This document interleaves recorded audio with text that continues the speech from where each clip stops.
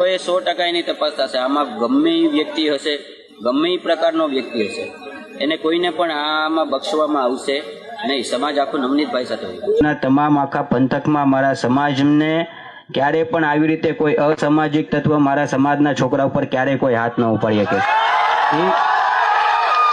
એક સોલંકીના દીકરા તરીકેનો જે અમારો ધર્મ છે, આ સમાજે જે અમને આપ્યું છે, આ સમાજ માટે અમે અમારું માથું દઈ દઈએ તોય એની કોઈ કિંમત નથી, કારણ કે સમાજનું અમારું આ ઘરેણું હંમેશા અમારા હૃદયમાં છે।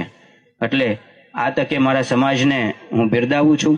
સાથે સમાજના દીકરા તરીકે આપ સૌને એક આહવાન કરું છું, મિત્રો, કોઈ ખોટી રીતે રાજકારણમાં આપણા સમાજને ન નાખી દે। આપણે આપણા સમાજના દીકરાને ન્યાય અપાવવા માટે દોડવાનું છે।